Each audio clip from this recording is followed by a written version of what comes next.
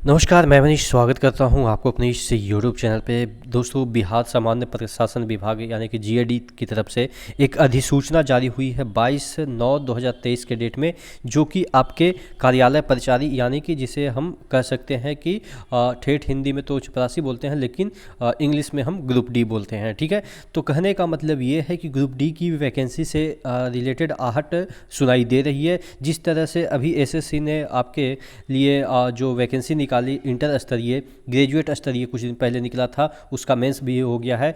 तो अब कयास लगाए जा रहे थे कि इस चुनाव में ग्रुप डी की भी वैकेंसी काफ़ी मात्रा में निकाली जाएगी। चूँकि मेरे ही कार्यालय में, अगर मैं अपनी कार्यालय की बात करूं, तो यहाँ पे तकरीबन 65 परिचारी का सीट है, लेकिन परिचारी सिर्फ एक ही है। चूँकि पहले परिचारी की जो नियुक्तियां होती थी वो अनुकंपा बेसिस पे होती थी, और अब जितने भी पढ़ाई जो अनुकंपा बेसिस पे होते हैं वो एलडीसी बन जाते हैं, चूँकि वो पढ़े लिखे लोग रहते हैं। तो इस वजह से परिचारी की काफ़ी संख्या में कमी है। बिहार के तमाम जितने भी कार्यालय हैं, कलेक्ट्रेट हो या इंजीनियरिंग डिपार्टमेंट हो, यानी कि जितने भी डिपार्टमेंट हैं सभी में कार्यालय परिचारी की काफ़ी संख्या में कमी है। क्योंकि रिटायर तो हो रहे हैं लेकिन नियुक्ति नहीं हो रही है। नियुक्ति इस वजह से नहीं हो रही है क्योंकि जो भी लोग अनुकंपा पे नियुक्ति भी लेते हैं तो वो परिचारी ना बन के एलडीसी बन जाते हैं, क्योंकि सभी लोग डिग्री होल्डर होते हैं। तो इस वजह से उनको थर्ड ग्रेड में नौकरियां मिल जाती है। तो इस वजह से परिचारी की नियुक्ति नहीं हो रही है। अब यहाँ पे जो 22/9/2023 के डेट में जो अधिसूचना निकाला है जीएडी ने,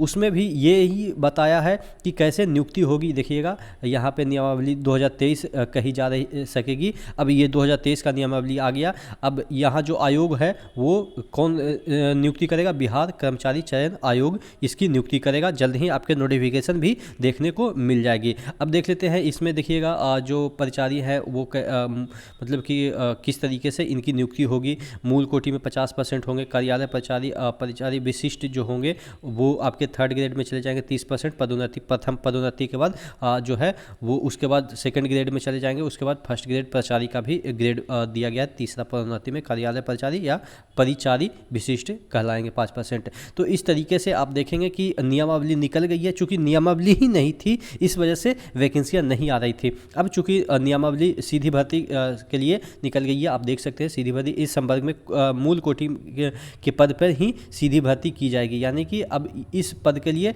आपको सीधी भर्ती की जाएगी, ये ऊपर फोर्थ ग्रेड के लिए। अब इसमें भी आपको यहाँ पे दे रखा है कि 18 वर्ष मिनिमम आयु होनी चाहिए। यानी कि सबसे पहले जो देखिए, कोई भी वैकेंसी निकलती है तो पहले नियम बनता है कि इसके लिए क्या नियम है।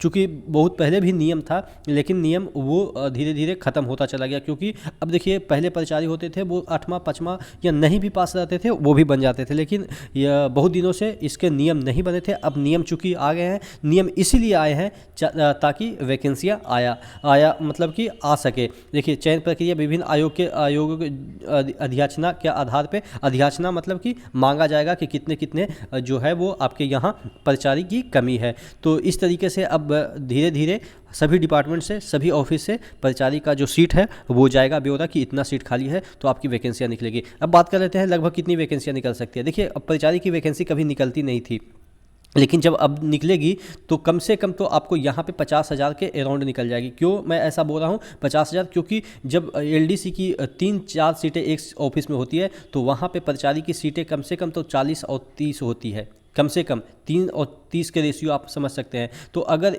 ये आपका 10,000 अप्रॉक्स मान लेते हैं, हालांकि 11,000 वैकेंसी आई है एसएससी में अगर 11,000 वैकेंसी आई है तो परिचारी में 1,10,000 की संभावनाएं हैं। लेकिन अगर हम मिनिमम मान लेते हैं तो कम से कम तो 50,000 आपकी वैकेंसी आएगी ही आएगी। तो आशा करते हैं आप इसकी भी तैयारी करते रहिए। देखिए, ऐसा नहीं है कि आप परिचारी बन जाएंगे तो मतलब कि कुछ नहीं है। देखिए, ग्रुप डी से आगे बढ़ सकते हैं। कम से कम आपको बेसिक सैलरी के अराउंड आपको 25,000 से स्टार्टिंग मिल जाएगा। अब 25,000 कौन देता है आपको? ठीक है ना। तो काम भी वर्कलोड भी नहीं रहेगा। ठीक है, आप पढ़ाई भी कर सकते हैं। तो अच्छी खासी वैकेंसी आने वाली है 10th बेसिस पे, तो सभी लोग अप्लाई करेंगे। तो अभी इतना ही। और भी कोई सूचना आती है बिहार सरकार से रिलेटेड तो मैं आपको देता रहूँगा। ठीक है, तो नेक्स्ट वीडियो मिलते हैं, तब तक के लिए जय हिंद।